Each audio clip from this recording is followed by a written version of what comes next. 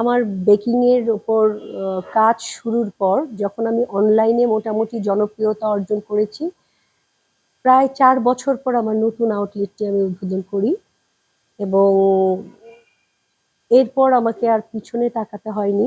তারপর আমি কলাবাগান, ধানমন্ডি, মিরপুর সহ খিলগা সহ মোট টোটাল ৫টি আউটলেটের উদ্বোধন করতে পেরেছি।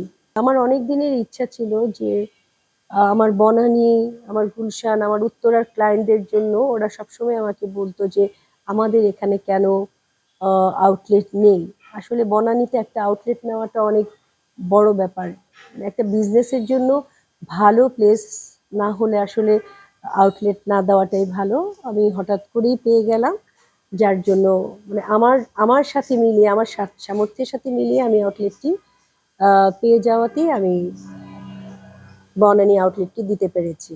বানিজ ক্রিয়েশনের স্বপ্ন হলো যে আমাদের ভালো ভালো জায়গাগুলোতে আউটলেট দেওয়া, ভালো মানের পণ্য গ্রাহকের কাছে পৌঁছে দেওয়া। অনেকদিন পর আবার আমি আরেকটা আউটলেট দিয়েছি বনানীর মতো জায়গায়। সো আমার প্রোডাক্টগুলোর মাঝে কিছু ভিন্নতা থাকবে, নতুনত্ব থাকবে।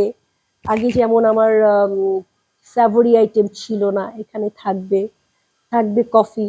তার মানে আমার শপে ঢুকলে কেকের সাথে ঝালের সাথে আবার ১ কাপ কফিও কিন্তু পাবে।